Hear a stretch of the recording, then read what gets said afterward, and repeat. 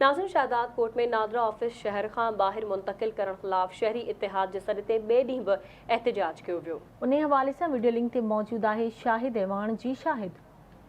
आज ही शदात कोट में शहरी ताज शदात कोट के सॾ ते शदात कोट की नादरा ऑफिस के शहर का बाहर मुंतकिल करण खिलाफ़ अॼु ॿिए ॾींहुं भी कोटू मोटू चौक ते एहतजाजी मुज़ाहिरो करे अलामती बुख हड़ताल करे धरणो हयो वियो आहे। अचो तो शरीक माण्हुनि सां ॻाल्हि ॿोल कयूं त हुननि जो छा चवणु आहे।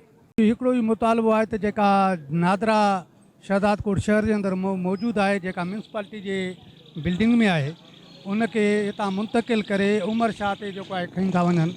जेको ॿाहिरि आहे ॿियो हिकिड़ो त ॻाल्हि इहा आहे, ॿी ॻाल्हि इहा आहे त हीअ जेका जॻह है उहा सरकारी भी आहे, म्यूनसिपालिटी जी जॻह है, त उन खे ई मरम्मत करे हलाए जेको आहे इन नादरा जी जेका खे मुस्तकिल कयो वञे।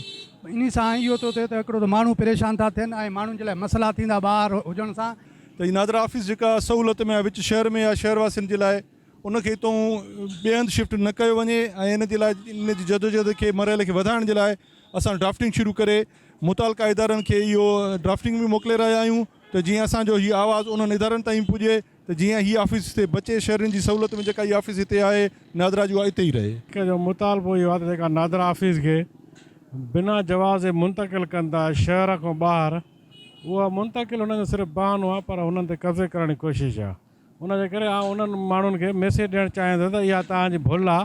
शहदाद कोट जा माण्हू अञा ताईं जेको आहे पंहिंजे इदारनि जो तहफ़ुज़ करणु ॼाणनि था। कब्ज़ा खोर आहिनि, उन्हनि जे बतौल ही नादरा ऑफिस शिफ्टिंग करे ॿार लॻाया था वञनि।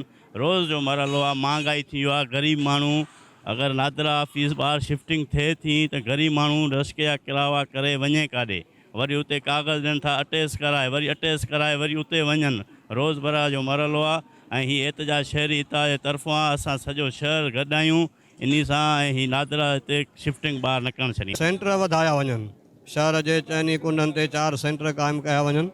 शहरनि खे ॿाराड़ी वारनि खे सहूलियत ॾिनी वञे, उनजे बजाए सहूलियत ॾियण जे बजाए असांजी सहूलियत खसे रहिया आहिनि। शहर जा माण्हू इन ॿोॾ ऐं बरसाति खां पोइ केतिरा मुतासिर थिया आहिनि। वरी ॿाराड़ी जा माण्हू या शहर जा बाईपास ते जेकॾहिं वेंदा त 200 रुपया हिकिड़ो पासो हुननि जो किरायो लॻंदो, 400 रुपया अचण वञण में। वरी उते वञी चवंदा 17 ग्रेड जे ऑफिसर जी सही कराइजो। एहतजाज इहा आहे त नादरा ऑफिस हितां जेको आहे त मुंतकिल था करनि, उहा न थियणु खपे।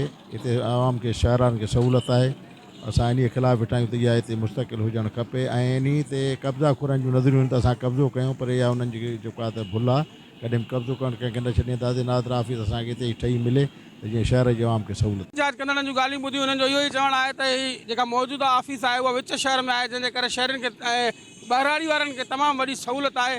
जेका ॿाहिरि मुंतकिल करे शहरनि ऐं ॿाराड़ी वारनि खां सहूलियत खसीण जी कोशिशि कई वञे। हिननि मुतालबो कयो आहे त नादरा ऑफिस जिते आहे उते जो मौजूदु रहे। कैमरामैन अरशद शेख सां गॾु शाहिद अवान, आवाज़ TV न्यूज़ शहदाद कोट।